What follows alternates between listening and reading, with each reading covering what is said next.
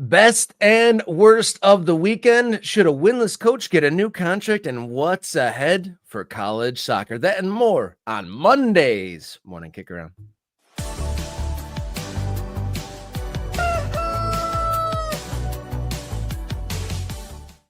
Hello and welcome to the show. This is Morning Kick Around, where we cover the world's favorite game from the world's favorite country, coming to you live each Monday, Wednesday, and Friday. I'm Robert Kerr. He's Jason Davis. Thank you for joining us here on Monday. How you feeling, Mr. Davis? I'm all right. It was a good weekend. Lots of things happened. Lots of soccer things happened, Rob, or football. Football things happened as well. There was a trophy, a big shiny one that was handed out. An American won it too. We can talk about that. That should be exciting. Yeah, there was a lot of great achievements and unique celebrations seen across the sporting globe. Lots of really good stuff internationally, domestically, and locally. Tons of footy to cover. And before we get into today's segments, can I just say, well, I'm rocking my my Tallahassee Soccer Club shirt here. I like the color scheme. I like the lion, flying wings. I've had this one on the show before. You look like you're, I don't know, you're gonna go play some croquet or something. What is this? This is very like country club Rob, I think. Is that the move? I think this is business casual, Rob, as I jump onto a business call at any given moment here. So yeah, this is my Clark Kent. This is my Clark Kent. Is that a quarter zip situation? That's always so I don't have to go to an office ever anymore. Thank the football gods for that situation. I get to talk about soccer from my house every single day from my work. But when I did have to go to an office, Rob, the move was, I don't have a shirt that's not wrinkled or doesn't have a mustard stain on it. I guess I'll just put the collared shirt and then the quarter zip over the top, and I don't have to worry about that, right? Business casual all the time. Yeah, it is an advantage. I mean, I'm at home, so like one screen's this job, one screen's this job, and I can go informal, my less country club if I go this way. Yeah, go full blue polo. You could. Right. Oh, it's a blue polo. Okay, so it's not a long sleeve situation. It's not like a. All right. No, I don't. Nobody's saying take your clothes off, Rob. I just want to make sure. All right. No. So now you've convinced me. All right, let's do this. All right. So if that hasn't convinced you to subscribe, I don't know what will. Hit the subscribe button if you haven't done so already. Maybe if we hit 5,000 subscribers within the show, the polo comes off. No. We might have to subscribe to the show so we can go 5 days a week. That's the reward, Rob. 5 days a week of morning kick around. Subscribe so we can get to our threshold so we can do all that. And that is the minimum way to support the show. It really opens things up within this whole world of YouTube, but also next level to support the show is a membership. It's a easy button click, and $3.99 a month comes our way, and that directly supports this show. Help us become a sustainable show, and then maybe expand what we do here. You can't buy anything for $3.99 anymore. I mean, what a deal. What a steal that is, right? Even going to like the dollar store, they're like, oh, it's $1.25. What? It's $1.25 at the dollar store? What's happened to the world, Rob?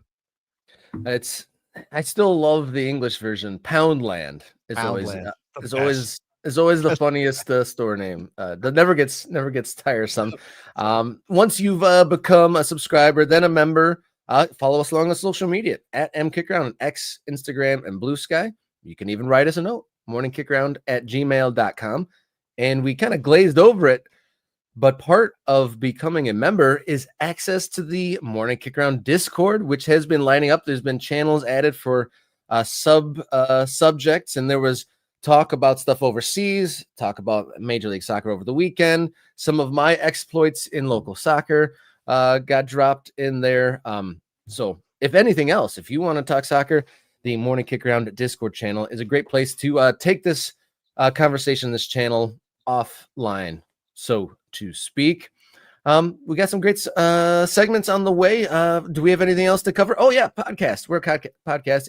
Search Morning Kick Around on your favorite audio platform to take us along for the ride as a podcast. And if you want to donate and support the show outside of the YouTube sphere, on your screen right now, coffee.com/morningkickaround. There you can do a one-time donation or, set something up very specific and specialized to how you'd like to contribute to the show. All right, it's that time. Let's kick Monday's long balls here on Morning Kick Around.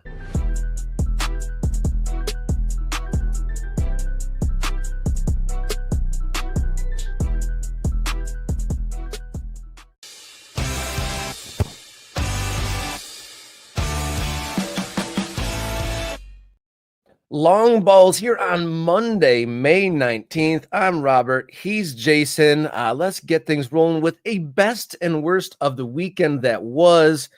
Like you said, there was plenty of action across all the leagues, domestically and internationally. We usually focus specifically on American soccer, but this one kind of bridges the gap. There's American ownership and Americans on the team, but I was going to say, best of the weekend, Crystal Palace winning their first ever trophy, 160 years. I know I'm a long-suffering Lions fan, and it's been like a lifetime, a couple of generations where since the 50s since they won anything. But imagine none of your ancestors ever saw your team. Like there was a social media post, a montage of the fans, like as the final whistle went, and there was not one person not crying. There was probably a shot panning of 5,000 to 10,000 people, and they were all sobbing like children. Yeah. They couldn't have pictured this ever in their lifetimes, and a win, here it is. And it might even give you a little bit of hope as a Fulham fan, right? Absolutely. Yeah, of course. I had to root for Palace. Well, I had to root for Palace for a couple of reasons. I think it's really hard now to root for Manchester City to win more things unless you are a Manchester City fan. And by the way, I don't begrudge Manchester City fans the right to root for their team to win, but the rest of us are over Manchester City at this point. And it's not Schadenfreude. I don't even really get mad about the violations of the rules and the reporting, all that stuff. It doesn't really even get me riled up. I just, I took some heat for how I framed up Wrexham's success last week, Rob, on our comments. I took some heat. Lots of people coming at me. I got called a Luddite. I had to Google that. I had to Google what that meant. Rob was like, what the hell is a Luddite? I got called a Luddite because I didn't buy into the idea that Wrexham was a good thing for soccer, for football. I don't love this sort of like financial doping that's happened. But then again, that's just the way of the world. I mean, Chelsea did it 2 decades ago to become a premier team in the league and to win championships and Champions Leagues. And now City has done it. I can't root for that anymore, right? I understand the world is what the world is. It's always great, though, to see somebody buck the trend or see somebody spring an upset like Palace did. People were laughing in that sort of cackling, I can't believe this happened way, that Palace won that game despite the dominance that Manchester City had in the game. One thing that gets hard for us as soccer fans to explain, and there's so many analytics out there, there's so many numbers, there's so much crunching of those numbers, people trying to figure out the underlying structures of the game, and I more power to them. But sometimes you just say the ball didn't go in. Yeah. How'd that team win? The other team, the ball just didn't go in. It didn't go in for City. And I'm so thrilled for Chris Richards, who was very good in that game, like very, very good defensively in that game. Obviously we have a goalkeeper there as well, but it doesn't ever play, so I'm not sure that's a big deal. But it was a redeeming quality. He wasn't bad enough of a teammate to be a locker room poison to bring them down and not win. That's Turner's contribution, perhaps. No, and Matt Turner did play, so I believe he gets a medal. He did play in the tournament, so he does get a medal as an FA Cup winner, and he deserves that, right? He deserves. I have a state football championship ring, despite barely playing my senior year because I was like a scout team hero and made like 3 appearances. So, it happens. That's a thing. It's not an invalid way to contribute. So I'm thrilled for Chris Richards. That's absolutely one of the best things from the weekend. A kid from Alabama winning an FA Cup title. Can't say there's too many of those on that list. How many are, there's not too many American winners in general, but from that region of the country. So mine was Crystal Palace. So who would you say your best? I was going to take Crystal Palace, and now you've stolen my thunder, and I have to come up with a different one. Well, there's a couple options if we're still scanning across the sea. I mean, the tributes to Jamie Vardy, the tributes in Italy, in Roma to Claudio Ranieri were pretty touching. There was also the goodbye ceremonies to Goodison Park. For Arsenal fans, the second place championship.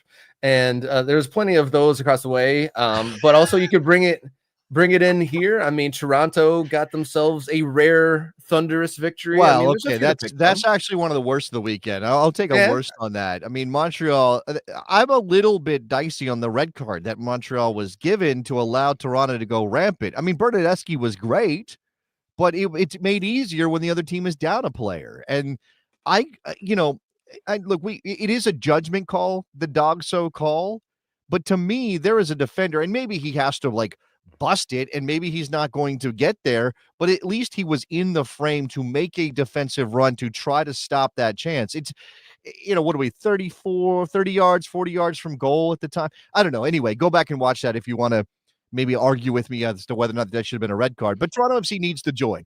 They Yeah. beat They need something. They need something. they beat a bad team, but it's a rivalry game. There is hostility there. It's kind of a cultural thing as much as anything else in Canada. So I will take that as that's a worse for Montreal as much as it's a good for Toronto.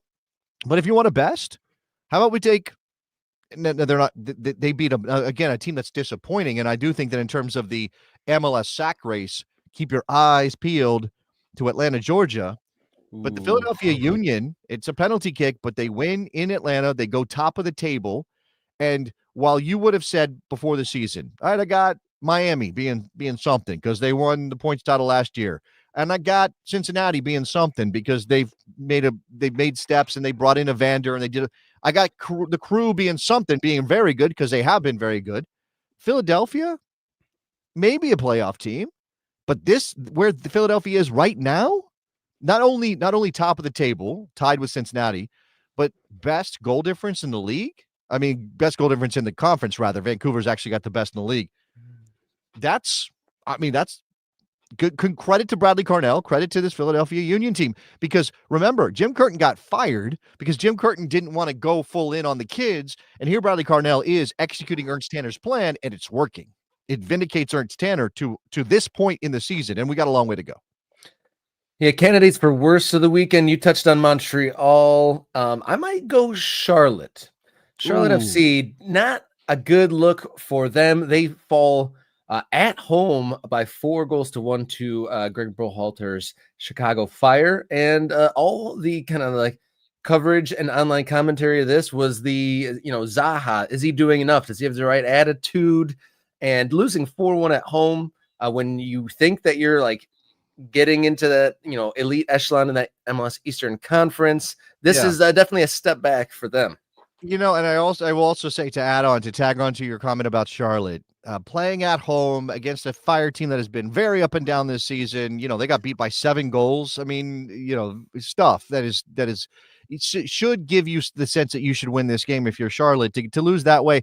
And man, we were hoping for so much from Patrick Agyemang after his turn in the U.S. men's national team in January, and it just has not happened for him. Is he talented? Sure. Is he scoring enough to make him a candidate to jump over some of the other people in line to be in the U.S. men's national team picture going into the Gold Cup? I don't know right now. Brian White took his momentum and rolled it right into the season, and Agyemang has not, and I'm disappointed by that.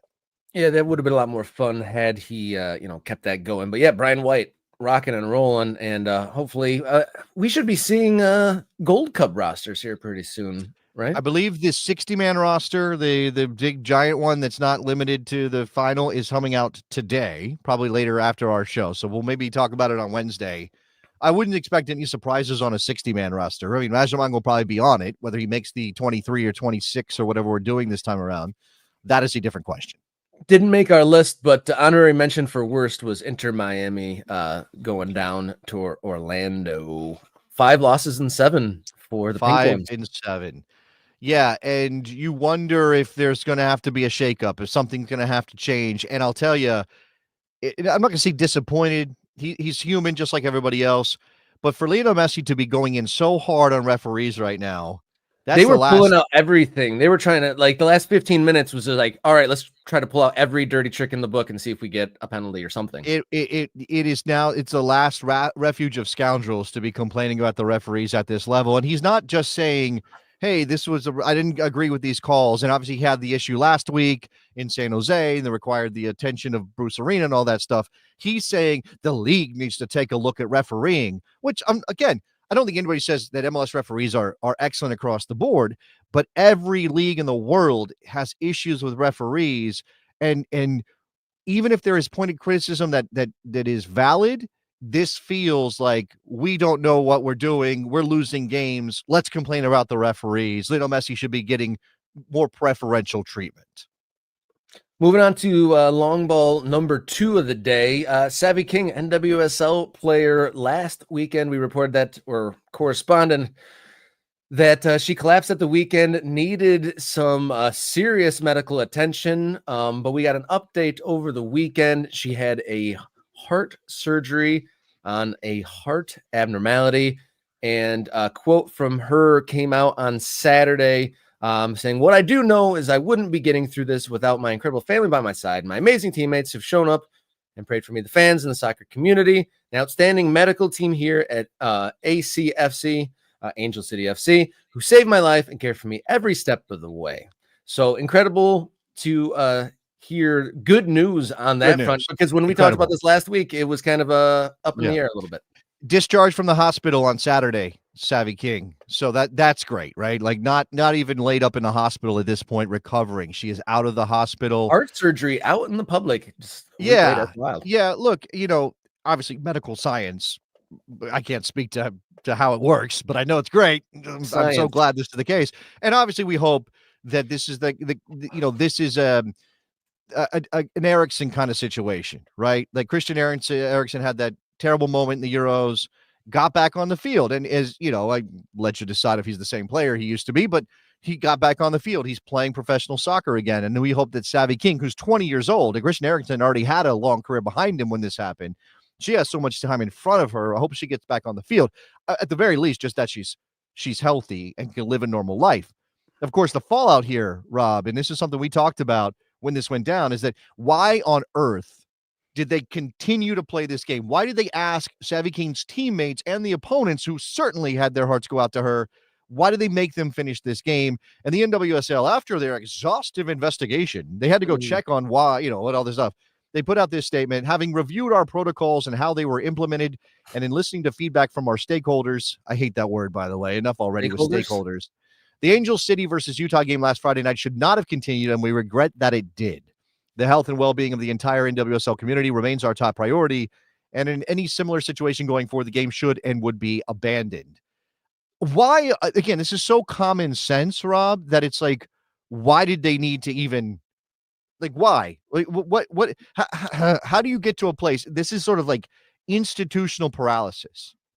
And this is sort of a function of life in the modern world, that instead of like somebody actually taking the step to make the decision, which I don't think it would, that's not a difficult decision.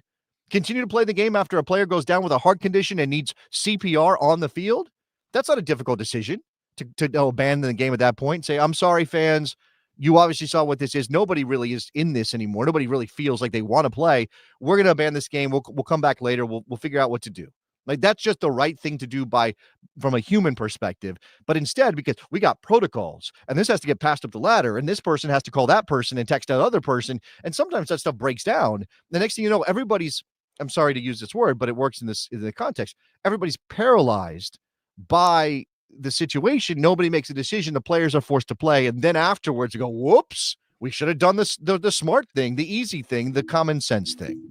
Yeah. On Friday, NWSL said it would abandon future games when players have life-threatening emergencies. And wow, I'm sure they're relieved after that. It's like, if I almost die on the field, the spectacle won't continue after I'm being shuttled to the ambulance with whatever terrible malady has struck you. So I guess that's a good thing moving forward. But like you said, why did it take all this? I mean, it's a contact sport. There's precedent of life-threatening moments happening on the field. Yeah, why does the review then come after this next thing? Every league should probably have something on the books, or an action plan ready to go, or at least everyone knowing the action plan is probably the best part there. Long ball number 3 here on Monday, May 19th. Special window for the Club World Cup being announced a month before the tournament starts. Just another installment of the fly-by nature of the world's biggest ever club competition, the Club World Cup.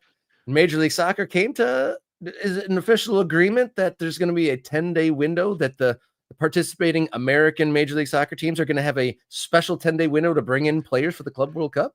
So my understanding, and this is all from Tom Bogert, who published this on Friday, this is through U.S. Soccer, right? So U.S. Soccer is the organizing body of soccer in America. They operate under the umbrella of FIFA. We all know this. I'm not explaining things you don't already know. But because of the Club World Cup, FIFA's like, you could have a special window to do some business. And U.S. Soccer then says to Major League Soccer, okay, we're authorizing a window. According to FIFA, we can authorize a window. We're authorizing a 10-day window if you want to use it. And Major League Soccer then had a choice. Could they implement a window only for teams that fall under the U.S. Soccer umbrella, which would be 27 out of 30 MLS teams, leaving out the 3 Canadian teams? Or would they authorize a window for just the teams participating in the Club World Cup, which we know Seattle, Miami, potentially LAFC, although they won't even know if they're in the tournament until a day before this window opens, which is May 31st. Do you think that performance last night, did you think Orlando should maybe steal Miami's spot? And Luis Muriel should get drafted up to that Miami team. He absolutely roasted him. Luis Muriel playing the way he is one of the surprises of the season so far. But I will say this. People already sort of like, oh, the storm clouds are brewing and Inter Miami's about to go get embarrassed at the Club World Cup. And that may be true. I mean, I'm not hoping for that. I don't think that's a great look for MLS. But everybody's also seeing that they've made some poor decisions with the age of their squad and some of the other things that are going on there. But in terms of this window, I mean, I'll be fascinated to see how the two teams, Seattle and Miami, utilize it, right? I'd be curious to know if there's going to be any significant moves by either one of these teams because of the Club World Cup. Seattle is not having the greatest time at the moment. Not recently. They got handled by LAFC was that the midweek round that they got handled by LAFC? Yeah, they had a bad midweek game and then drew over the weekend. They drew with Portland in Portland, which, that's a rivalry matchup. That one's tough. Rusnak scores the goal. Moreno equalizes 6 minutes later for Portland, and then they play to a stalemate after that. I mean, there were some other opportunities. I think Seattle might have been slightly better if you look at the numbers and things like that. But, I don't know that any of this is lining up great for the MLS teams in the Club World Cup, Rob. And as much as we might want to say, well, what is this thing? And do teams really care?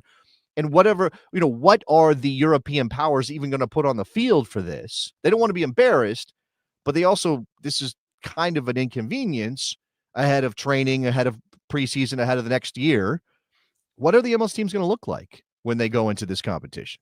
It's really going to be hard to say because the odd nature of which the teams were selected to join it. I mean, was it the champion from 3 years ago? If you carry the one, makes it into the tournament, and then Supporters Shield on a whim became entrant into this competition. So it's been a little weird the whole way across. And for a league that is built on parity, allowing like 2 or 3 teams to have this whole other weapon or tool to acquire talent just doesn't necessarily seem like it falls into the parity argument. That was the first thing I thought of. Like, I think I put it in our Slack group. It's like, holy parity, Batman, when a team literally has an advantage of other ones that just, strikes it down that there is true parity in the league. And would you say that you felt more comfortable if the MLS representation in this Club World Cup be a Columbus Crew? Of course.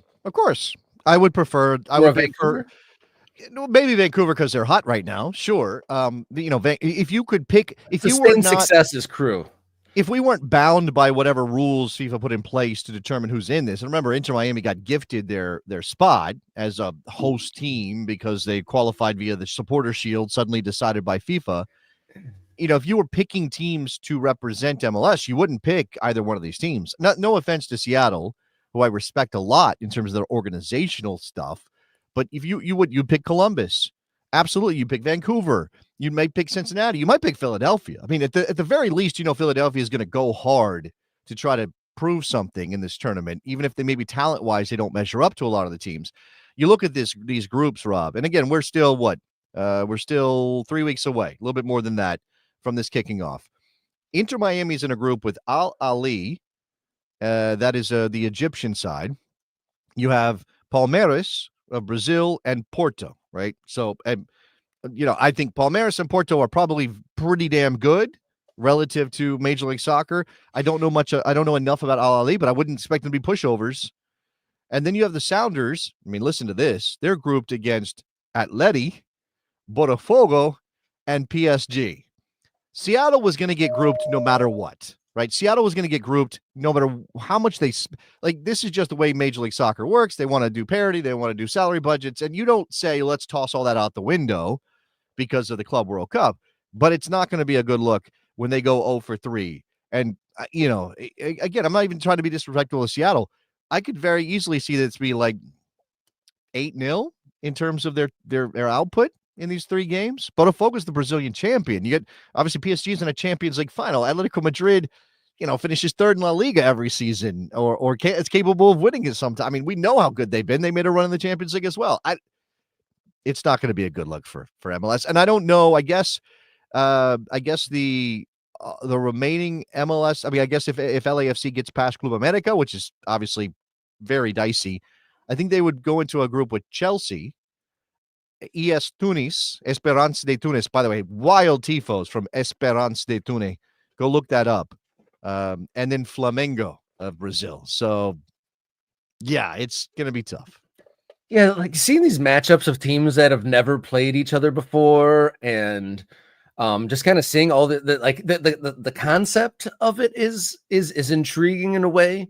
This Club World Cup, but also at the same time, there's a million cons against it. Just like the fly-by nature of it, kind of forcing it and jamming it into the schedule, them making up kind of rules and acceptance routes like on the fly. Like, and will the European teams even field their top teams? There's so many, like, this could either be a really entertaining thing or it could be an absolute wet fart in a whoopee cushion. I think it's probably going to be in the middle. I think it's going to probably be in the middle. I don't think it's going to be some massive disaster, flaming pile of dog doo. I think it's going to be okay. It's just not going to be this, it's not going to feel like a World Cup. It's just not. And by the way, I believe that in light of slow ticket sales, FIFA is now working towards making some more tickets available at lower prices. I think I've seen that at human people prices. At human people prices, and I think the funny thing is that they are claiming this, that the American market, the American ticket buying public is a late buying public, and that this is about that feature of American sports fans rather than nobody really wants this tournament, especially at those prices. Not that no one knows what it is, why it is, or where it is. That doesn't have anything to do with it. I mean, the other thing is what's interesting, and we've talked recently to people about the World Cup coming up next year, and like I think we just had when we talked to Orgeles Gomez on Friday about Inter Miami and some other things. I asked him about the World Cup and how excited he is, or how big he thinks it's going to be. And he says he thinks it's going to be transformative. It's going to be huge. And I really hope that's the case. I don't want to be so cynical that I don't think a World Cup, an actual World Cup in America, can't benefit the sport in America. This thing is getting no attention. That World Cup next year should get mainstream sports media and mainstream media in general to pay attention. Is anybody writing about this? Is anybody talking this up? Are you seeing this? Are sports talk radio stations in the towns where these games are happening? Are they talking about how exciting it is that teams from Egypt and Tunisia and Asia and Europe, is anybody talking it up like it's a big deal in the country where it's happening? I'm not in a town that hosts them, so I'm not sure. I'd love to hear from MK Ultras if you are in a host city, if there's excitement being drummed up at all. Wait, hold on. Are we proving something? Andy says we're talking about it now. We are talking about it now, but we are a niche. We're not mainstream America. We're not. Look, we're not syndicated across the country on whatever. We're not. Yeah, we're not. You're not. Are you Stephen A. Smith? I'm not Stephen A. Smith. Not lately. Stephen A. Smith? Okay, I'm not Stephen A. Smith. I'm not. I'm not whatever shows, whatever, debate shows are happening. Are you excited for the Club World Cup? Like, nobody's doing that right now on mainstream. And obviously, look, and to Andy's point, YouTube is mainstream. Let me put that. YouTube is mainstream. That's true, right? But this is my point. Is like we fractured everything, or we didn't choose to. Things have fractured so much, which is to the benefit of a soccer fan who wants to watch us talk about American soccer Monday, Wednesday, Friday. Please support the show so we can keep doing it. But it does mean it's difficult to kind of pull together some sort of, general consensus on what's exciting and what's not, right? I don't know. I'm just trying to. You think, Rob? Is there sort of? I mean, is there a zeitgeist around these events anymore? Not yet, but we will see when it actually happens. I think that there's so much in people's calendars, just with life, family, soccer across the way, soccer that already exists, but we're creating new soccer, or there has been new soccer created this summer for this Club World Cup. And does it have any power of encroaching or joining our summer routine? We don't even know how we're covering it on this show. I mean, between us, it'll be the biggest thing happening. It's, I'm not sure. Are we going to cover every single game on this program? Do we want that? MK Ultras, do you want us to, I don't know. to cover game in, game out? Where are we watching this again? I know DAZN picked up the rights. Where are we watching this again? Does anybody remember? Does anybody remember where we're watching this? I think it's DAZN, but the Ultras. Do I have to pay for DAZN to watch the Club World Cup? I think they were like working to make sure some games were free over the air. I think that's important to Johnny. Again, that's about blasting the incredible importance of the Club World Cup out among more people. But I honestly don't know where we are right now with the Club World Cup and television in this country, the country where it's happening. According to this is some quick Googling. According to World Soccer Talk, there's going to be English and Spanish coverage on the Fox Sports platforms. Okay, Fox Sports picked up the sub-licensing. Okay, all right. I got Fox. We'll see. We'll see how much. Yeah, we'll see. Let us know. Seriously, MK Ultras, do you want us to be covering these games in and out, or kind of take a bird's eye view from it and stick to what we're doing, or what? I'm very curious to hear about the interest levels. And of course, we got a Gold Cup. Got a Gold Cup coming up. So lots going on. All right. If you haven't hit subscribe already underneath, hit that subscribe button now. It's the easiest, cost-free, spam-free way to support the show. One click of the button helps us go towards our goals of increasing our subscribers. And if you want to take it a step further, $3.99 is the membership. And for that little amount, it helps this show incredibly. And then for the membership, you'll have access to the Morning Kick Around Discord, early access to videos, priority commenting on the live show, and many more perks. So be sure to do that. I think you just hit the thanks or join button underneath the screen now. You can follow us along on social media at mkickaround on X, Instagram, Blue Sky. Write us a note, morningkickaround@gmail.com. Find us as a podcast, Morning Kick Around, on your favorite audio platform.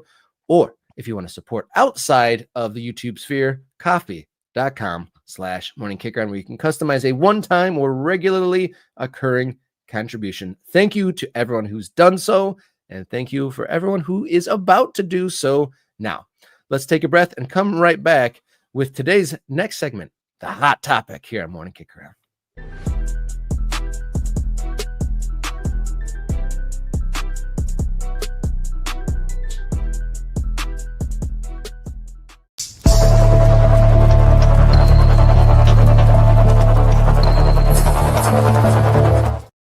Hot topic here on Morning Kick Around's May 19th episode. Prior to their 13th winless game of the season, the Los Angeles Galaxy extended the contract of head coach Greg Vanney. Two-parter here. Was this a good idea to extend a contract to the coach? Granted, reigning winner, but also winless through 13. And what does that say about Major League Soccer, to where they extend the contracts of a manager who hasn't won in 13 games?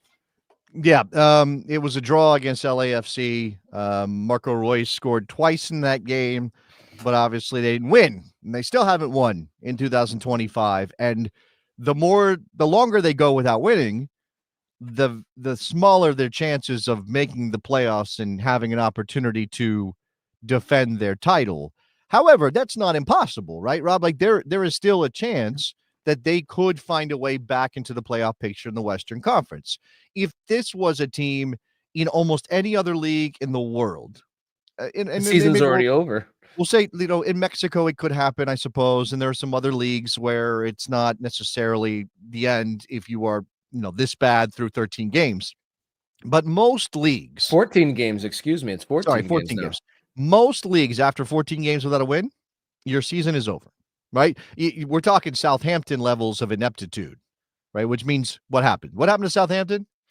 They went down the earliest that any team's ever gone down. They went down, down, down into the burning ring of fire is what they did.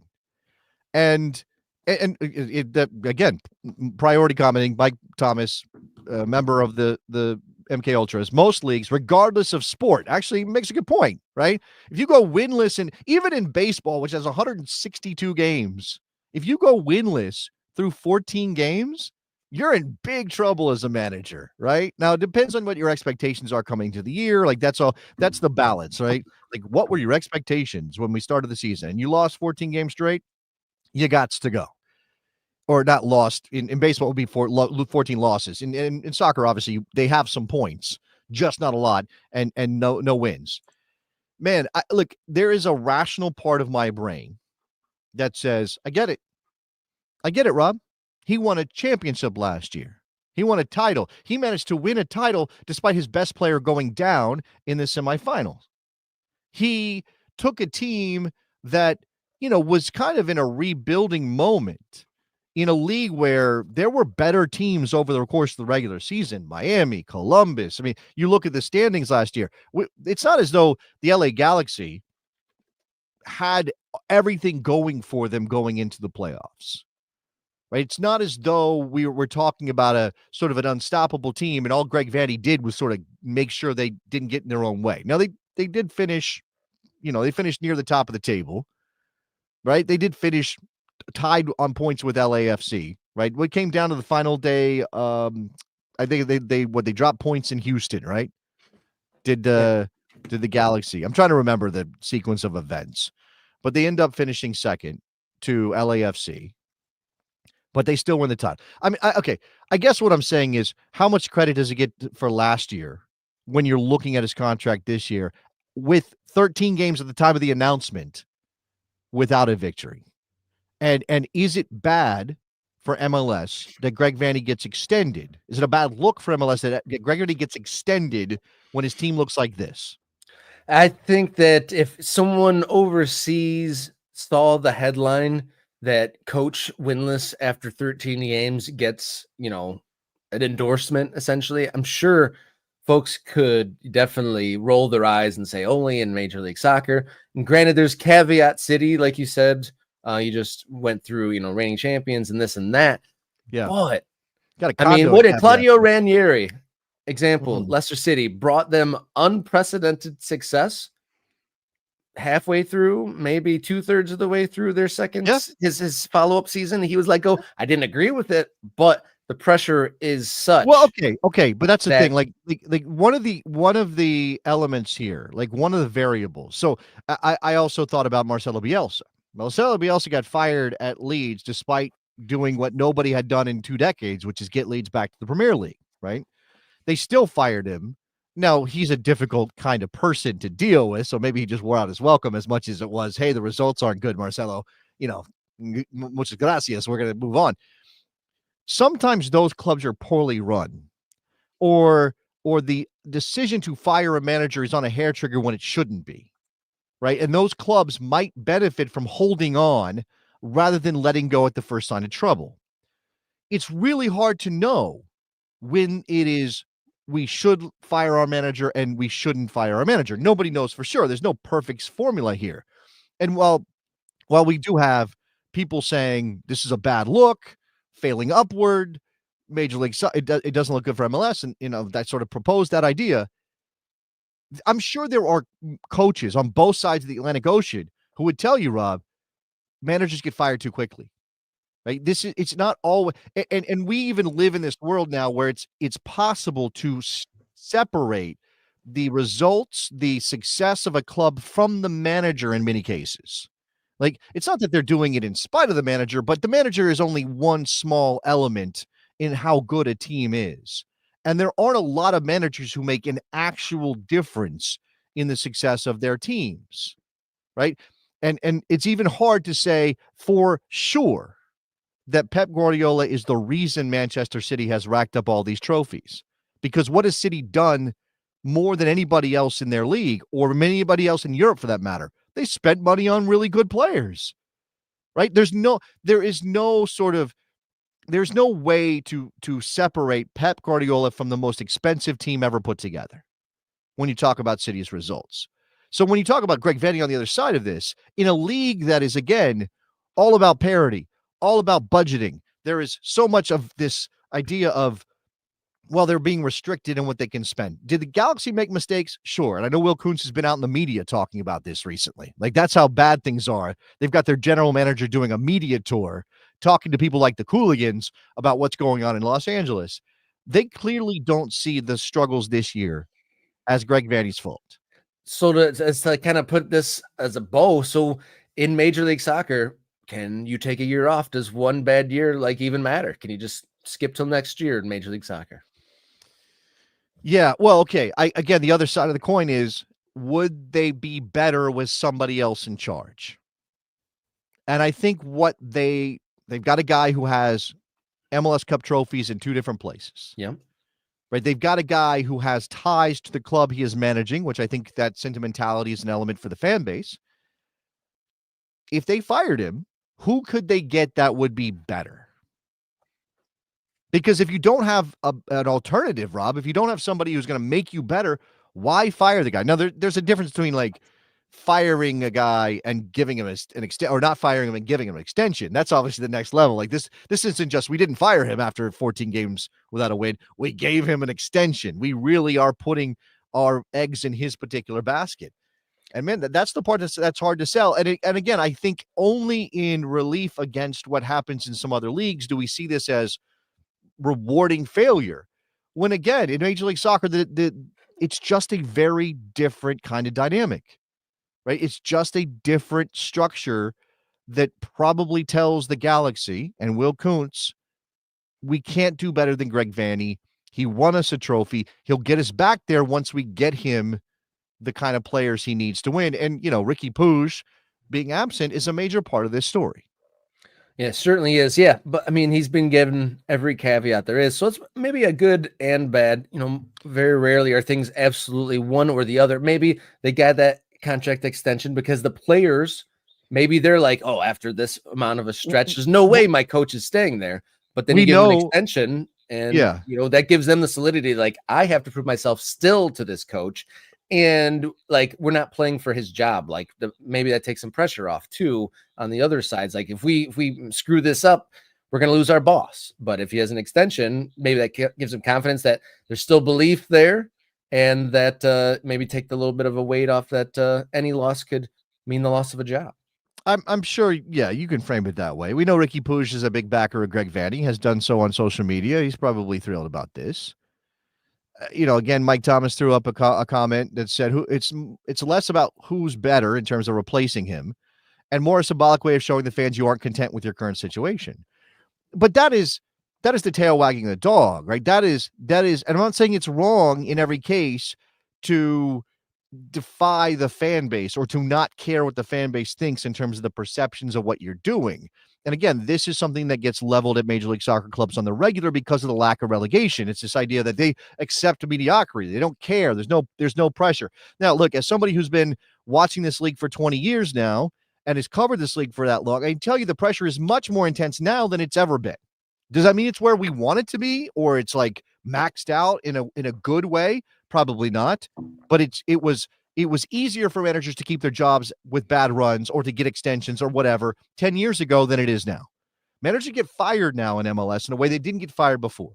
If you want it to be like Liga MX, I don't know that that's a good thing. If you want it to be more like England and the Championship and Premier League, okay, maybe that's the balance that we want. right? Maybe we do want our teams to say, this is not acceptable. We have to fire a manager to make a point as much as it is we think we'll get better on the other side. A final point on this topic. The LA Galaxy are 14 points off of the last playoff spot in the West. Right. Can they do it with what, 50 to 60% of the season to go? If you're going to ask me what the problem is with Major League Soccer in terms of the pressure or the way that clubs are, that safety net, the playoff safety net is the problem. It's not the lack of relegation.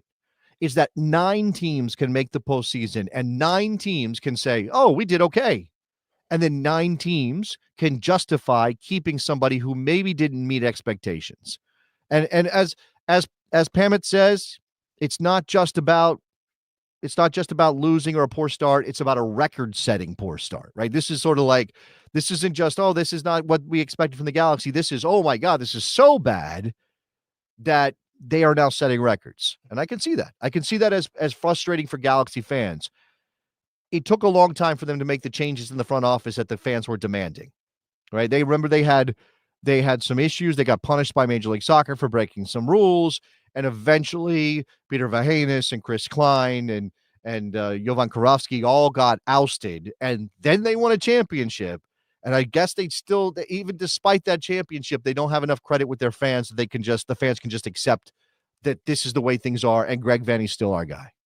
Let's keep the conversation going about Greg Vanney getting a contract extension after a record-setting bad start to a year. Keep that going in the comments beyond the live show. And, like we like to do, good, compelling conversation or questions we will bring up in future episodes, perhaps. You can assist in the growth of Morning Kick Around. Hit that subscribe button. Doesn't cost you a thing.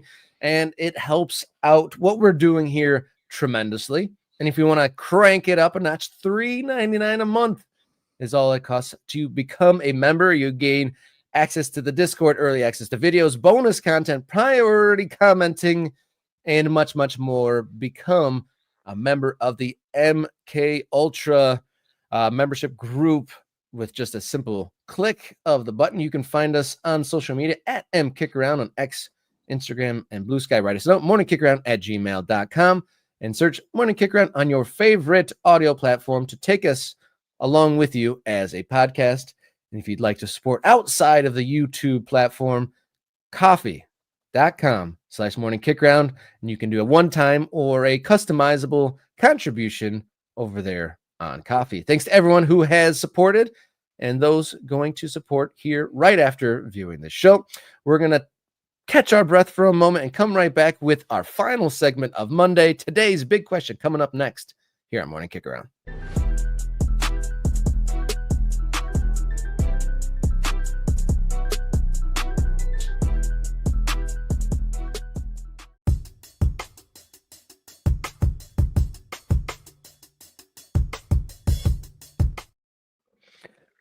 Welcome in. This is Big Question here on Morning Kick Around. It's been talked about for a while, and the conversation continues to progress. And we kind of get to the core of the question: what should the role of college soccer be? Should college soccer be a NCAA program moving forward? There's also talks of it becoming maybe more of a USSF responsibility. But the conversation goes a step farther by the basketball, the FIBA, the International Basketball Association, petitioning to NCAA to kind of have transfers be viewed as professional rather than how it's been in the NCAA. And this might actually roll into soccer. Your thoughts on this, Mr. Davis? Yeah, let's do the background first. Let's inform people why we're talking about this. And there's a couple of different threads we're pulling on for college soccer, right? And in college soccer, let's also first say that college soccer is a foundational part of American soccer, right? At times when there was no major outdoor national men's soccer league, college soccer was a thing, right? College soccer was being played. There were places that cared very much about college soccer. And obviously college soccer, if we're going to talk about the women's game, is a massive part of why we have had 5-time women's champions, right? Because Title IX brings in opportunity for women to play soccer in college, and then we get college players who become professionals who go win World Cups. Like we have to thank college soccer for its role in our game, and so we care about it, right? And in a changing world, it obviously becomes something you want to talk about. And so this is over on X, over on the Everything app or whatever it is. The FIFA proposal to the NCAA that player movement from FIBA clubs to NCAA teams be treated as the same as transfers between FIBA clubs. So, obviously, we're talking about players who play overseas and then come over here, get a scholarship and play in college basketball. All right. This would essentially treat the NCAA as another pro league. Now, this is from Matt Winter Sports Law. Follow up from friend of the show, Professor Stephen Bank of UCLA. I would not be surprised if FIFA asks for the same. International transfer certificates and transfer fees if eligible. That might hasten the move of D1 soccer teams outside of the NCAA ecosystem and into the U.S. soccer sanctioned leagues. Now, this, I think at times, this has kind of been, for some people, almost like a dream, Rob. This idea that the NCAA system could become another way to develop players and that they would kind of fall into a more traditional, I don't know if that's the right view, because although we love college soccer, one thing you have to say about college soccer, Rob, is it's kind of weird. Like the rules are kind of weird. They only play that short season in the fall before they ramp up to the very quick run through the College Cup in December usually. And, players, and then, and I know that you live in a world where college players are constantly looking for more opportunities to play when they're out of season because college soccer only gives them a little bit. And so that part of it, I think, is interesting. Well, give me your thoughts on just this idea of turning the NCAA into effectively a professional league in terms of how players are treated via movement. I think if this transition, if and when it happens, could really unlock quite a bit for the American soccer player development scheme, because as it stands now, youth teams are funneled to travel teams, and travel teams, they sell themselves on getting your kid into college. And the majority of players in their teen years playing at travel teams are doing that with the goal of making college teams. And so once you're in college, that season doesn't look like what professional players do. Professional environments don't play like 30 games in 3 months or something wild that they do. It only makes sense. So if this is the primary development tool, it doesn't make sense for them to do it in a completely different way than a professional world would do. They still have rolling substitutions that they don't really train in season. They're basically like just recovering from the next one game. And then they play like 2 days later. When they're out of season, they can't train. By the rules of the NCAA, they can't train with their teams. They have to do like club things and to get around all this stuff. It's really odd. And again, college soccer has history and college soccer can be great, but it can be odd. There is also, again, we're kind of pulling together a bunch of threads. There's the NIL stuff, right? The way that's impacted college football, college basketball, not just those sports. It's impacting every sport. How is that? Like college soccer may not be able to hold together the way it is anyway, in light of what's happening with the NIL rules and the way that money has come into those other revenue sports. So should soccer kind of be thinking about different ways to move forward in that world? And again, looking to a plan to make college soccer different, this is a synopsis of some things that have come out, and this has been years. And as I was telling Rob before this show, when I was doing USS, my old radio show focused only on American soccer, I talked to people about this many times. And I'm talking 5 years ago, 6 years ago, people like Sasha Sarovsky of Maryland, who are pushing for reforms in college soccer. So this is from USMNT Prospects over on X, I think, from October of 2024. So this is a outline. College soccer on the verge of a monumental shift in the new landscape. And this person who's anonymous, I don't know who this is. And again, we're taking this with a grain of salt because of that. But again, lots of this has kind of been reported in other places. A shift coming. They want to make it a full-time season. That's been an idea for a long time. So a pro calendar kind of thing. No 3-month season anymore.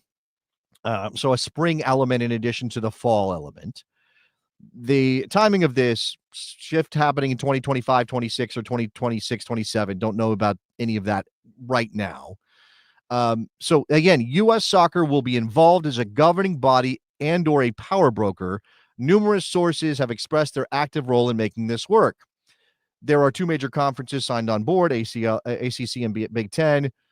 Top 40, 50 programs in college soccer are lining up their ducks in a row to go to the NCAA and ask them to cooperate. NCAA is losing amateurism battle right now in many sports. We just mentioned that with NIL. They don't have much leverage. The pitch would be working cooperation with U.S. Soccer in this venture, or will completely break away and join U.S. Soccer by themselves. Maybe there's some sort of middle ground here. We're still under the NCAA, but we've got some U.S. Soccer elements here. Semi-professional, essentially, is what they're talking about.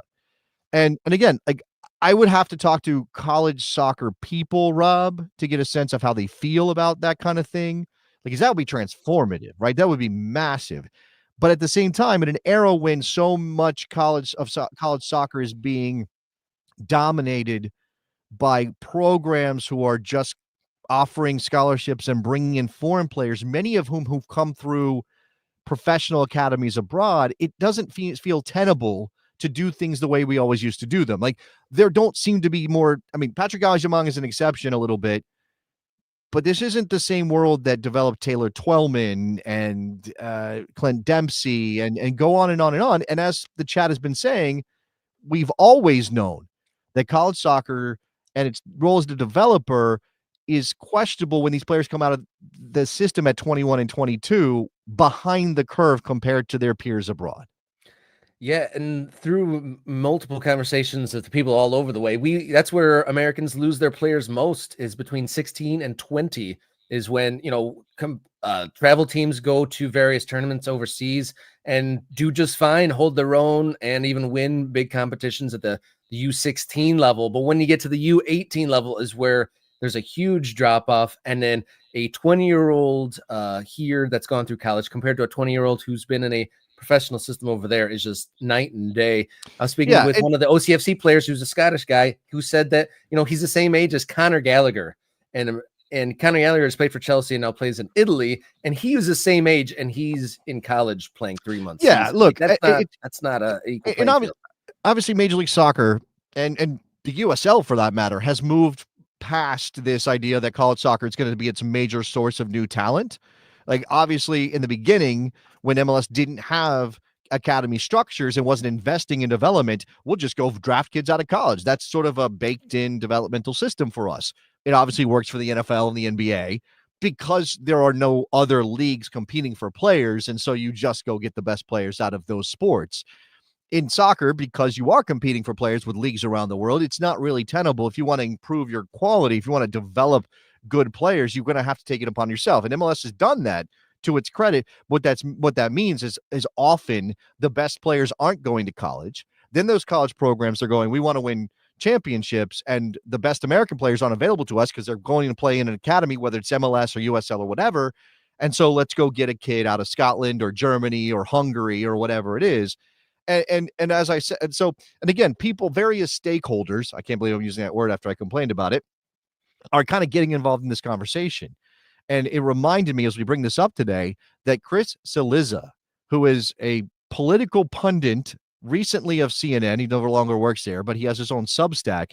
Back in December, right after the national title game, when Vermont beat Marshall, he went on kind of a screed over on his Substack about the foreign influence on college soccer. Basically, he says this is a problem because college soccer should be a developmental pipeline for American players. And again, maybe we've kind of like, well, we don't really care about college soccer anymore because we have academies. But if that system already exists, and to the point of these reforms, why wouldn't we try to maximize what is already there? If you turn college soccer into a semi-professional developmental tool, that is one of the best networks of clubs essentially on the planet, Rob. Just like turnkey right there.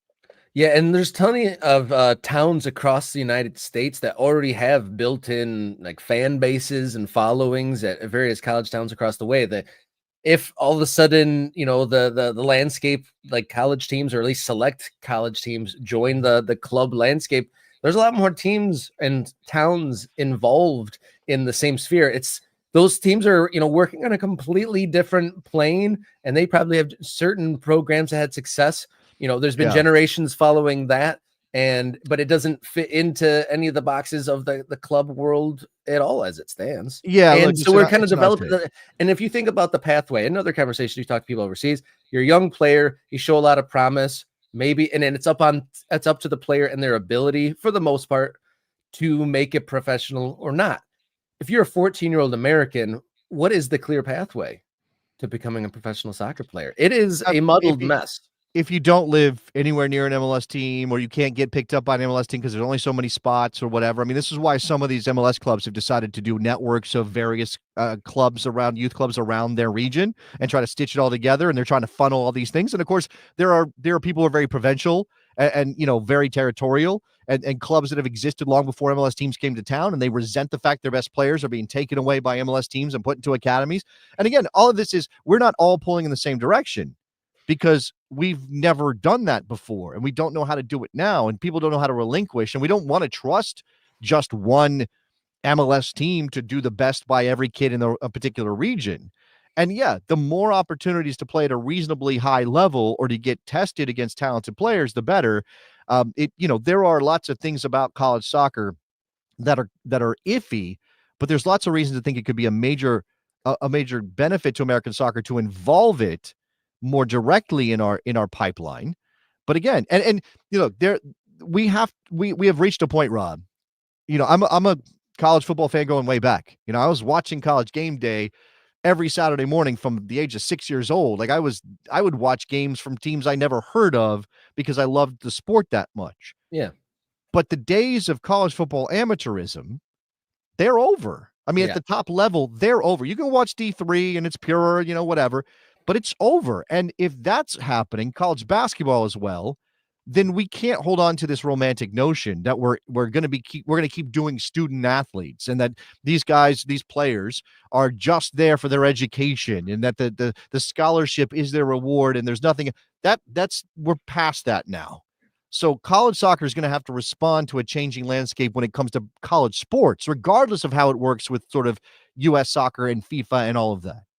Getting anyone in soccer from different organizations to get along and agree on a change is pretty difficult. And in college, even more so. So on Morning Talk Radio this morning, a topic came up about college football and promotion relegation, which kind of surprised me, because that's something I've been yarning on about for many years. And then also this about the NCAA soccer getting their act together, whether it be a club model or year-round model. What happens first, pro rela college football or a year-round program at the college soccer level? Wow. I think probably the college thing happened. The soccer thing happens first. Man, that's interesting. I mean, look, college football needs to chill. I mean, just for me, like, so I can get used to whatever's happening before they change the system again. I'd like that. But yeah, I mean, that it's a fascinating idea. It really is. It's a fascinating idea. The arguments against promotion and relegation in college football are pretty thin now. When they were having the radio call-in debate, it was like ruining traditions. Well, almost all the traditions are blown out of the water. Absolutely. Games. People don't like, big teams scheduling like half their schedule against lower opponents. If they're playing against teams that have earned their way into that same division, they probably would be competitive games week in, week out. Just like anything else, Rob. And that's a fun debate to have. The nuts and bolts details of it is the problem, right? And then it's the problem that we've talked about here when it comes to USL instituting pro rel just within their leagues. And imagine if you threw MLS into the mix. People have to get together and agree, well, these teams are going to be first division right now, and these teams will be second division, and these teams will be third division. And nobody wants to be in the second division to start. Nobody wants to be in the third division to start. You could try to execute some massive tournament, but even that is a questionable way to determine who's good enough and who's not. And, again, it's just those things, like getting people, a blue ribbon committee, to agree on how to actually formulate this plan. That is the big question. How hype would it be then? Winning percentage over the next 5 seasons determines your placement for the new pro rel structure. Yeah, okay, sure. Let's do that. the next 5 seasons. But again, okay, so but anything could happen in 5 years in college football as it stands. Well, no, but even then, you're still talking about like, okay, so you say, oh, the top. I don't know how many. What's the number we're talking about here? Like, what are we talking about in terms of numbers? Because I don't want to talk college football. This is not a college football show. I will be interested in this. I'll go find something about it, but it's not for us. Yeah. Well, let the debate rage on, shall we say? But maybe like 5 20-team divisions, pretty sick. College football, but that conversation can go on another day. Thank you everyone for tuning in to today's edition of Morning Kick Around. And if you're watching this and you haven't hit the subscribe button, do so now. Easy, free, won't cost you a darn thing. Tell somebody, please do that. Like, you don't want to throw any cash our way. We get it. We understand. We're not going to be mad at you, but just tell somebody that we're here. Tell a friend, tweet it, post it, skeet it, whatever. Refer a friend, as they say. And if you want to go beyond the free subscriber model, you can become a member. $3.99 a month is all it'll cost you, and you'll get access to the Discord channel, priority access to videos and commenting, and much, much more. Just $3.99 for the membership. You can find us on social media at mkickaround on X, Instagram, Blue Sky. Write us a note, morningkickaround@gmail.com. We're a podcast. Search Morning Kick Around on your favorite audio platform. And if you'd like to subscribe or contribute outside of the YouTube world, coffee.com/Morning Kick Around. You can do a customized one-time contribution or something bigger and reoccurring. It is customizable over there at coffee.com/Morning Kick Around. Perfect. You had something else to say? You had a word right on the tip of your tongue. You wanted to say something super positive that will have us float through the rest of our Monday. What is it? It's an incredible time to be a soccer fan in America, and I mean that from the bottom of my heart. It is absolutely incredible to be a soccer fan right now. There are so many things happening. It is not boring. Be thankful for that. All right. Until Wednesday, everybody, please enjoy your soccer.